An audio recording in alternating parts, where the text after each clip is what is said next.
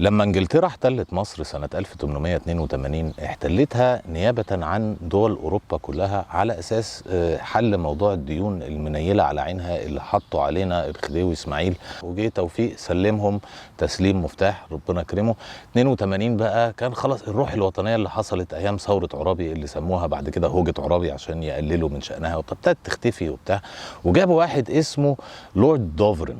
ولورد دوفرن ده كان راجل مشرع انجليزي من الناس القديمه التقيله الرزله دي، وقال لك مقوله انه سمعناها يعني، قال لك انه الشعب المصري مش جاهز لموضوع الديمقراطيه والبرلمانات والكلام ده، فهنعمل له افتكاسه كده اسمها مجلس شورى النواب. ماشي. وحط واحد اسمه علي شريف باشا رئيس مجلس شورى النواب، راجل قلبوس كده ولذيذ بتاع بنات بقى واشرب في اللذيذ يعني. المهم يعني، وقال لك ايه ده هيبقى 30 عضو تعيين من الحكومه اللي هم الانجليز يعني، و30 عضو منتخبين انتخابات الكفته دي المعروفه يعني. فمشي بقى مجلس النواب ده وابتدى ينفذ كلام الحكومه عمياني كده وخلاص تمام، اللي هي الانجليز يعني وبتاع، على اساس يسدوا الديون وبتاع. عدى الزمن يجي بتاع 10 12 سنه بعد الموضوع ده، سنه 1894 بالتحديد يعني. ابتدى يبقى فيه شويه حراك وطني، ابتدت الصحافه جريده المؤيد تتكلم شويه، ابتدى يبقى يعني المصريين ابتدوا يلموا شمل بعض شويه. كان مشي توفيق الله يرحمه بقى او ايا كان، وجه ابنه اللي هو عباس حلمي الثاني، وكان شاب صغير لسه حاجه و20 سنه جاي بقى من بره، وفعلا ابتدى يدور على مين الوطنيين اللي موجودين في الموضوع. ابتدى يبقى فيه يعني فابتدى مجلس شورى النواب ده يبقى ليه حس، وحسه عالي في حاجه محدده جدا اللي هي لانه كان بيناقش الميزانيه وبتاع، اللي هي المرتبات، لانه الاحتلال الانجليزي بقى ابتدى يجيب موظفين ومستشارين ويعمل ادارات، الخير بيطور في البلد وبتاع. فمن ضمن هذه المؤسسات اللي عملها حاجه اسمها مؤسسه الغاء الرقيق، على اساس ان كان لسه في ناس بتتاجر في الرقيق في مصر. فمجلس شورى النواب قال لك يا اخوانا ده احنا داخلين على سنه 1900 ورقيق ايه وكلام فارغ، احنا ما عندناش الحاجات قله الادب دي، احنا شعب متطور جدا الشعب المصري ده، وما فيش داعي لمستر جافر بيك اللي هو كان رئيس القلم اللي كان حاجه جوه الداخليه يعني وبتاع، والموظفين بتوعه والتكلفه العاليه جدا اللي موجوده دي، ليه؟ على ايه؟ احنا ما لناش في موضوع الرقيق.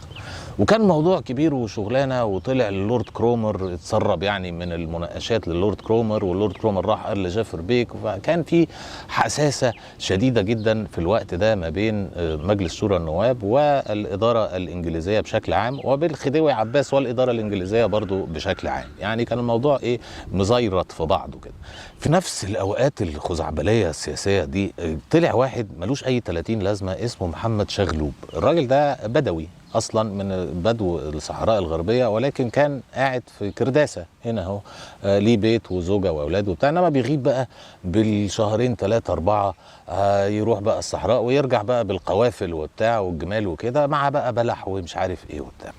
وفي يوم من الايام في نفس السنه الهباب 1894 دي، محمد شغلوب صاحبنا ده راجع بقافله معاه 4 رجاله و6 فتيات من الحبشه، ونزل في كرداسه، وبعدين راح على عزبه اسمها عزبه نصار، بالتالي لسه موجوده عزبه نصار، اللي واحد يعرفه بقى معرفه بيتعامل معاه في البيزنس اللي مش مظبوط بتاع، اسمه عبد الرحمن نصار، من ابن المنطقه، راجل اعيان وعنده بيته ليله كده بتاع. يا معلم ايه، عندنا 6 فتيات عشان نبيع وبتاع بضاعه. توصلوا في الاخر للجنايني بتاع مين يا صديقي؟ بتاع علي شريف باشا رئيس مجلس شورى النواب. بقى ليه دلال على الباشا، والباشا قلنا متختخ ومتدلع كده وبتاع. المهم في نهايه الامر شويه الناس دي خدوا ال6 جواري وراحوا، جواري للاسف يعني فتيات الحبشيات، خدوهم وراحوا لقصر علي باشا. انبسط من 3 وشاف واحده كده قال لها اجري كده روحي امشي وتعالي وبتاع، لقاها بتعرج قال لك لا سيبك دي مضروبه. شوف كانوا بيتعاملوا ازاي.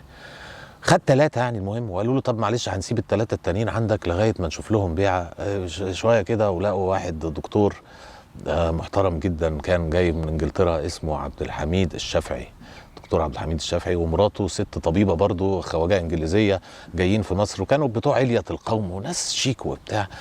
عجبت المدام الدكتوره بنته، قالت لهم طب ادوني الاثنين التانيين هوزع. راحت واحده لحسين ناصف باشا، وواحده راحت لمحمد الشواربي باشا. عادي، واضح ان ده كان موضوع وبيحصل، وايه هنعتبرهم نانيز بلغه اليومين دول يعني. مين شم خبر بقى؟ جعفر بيك.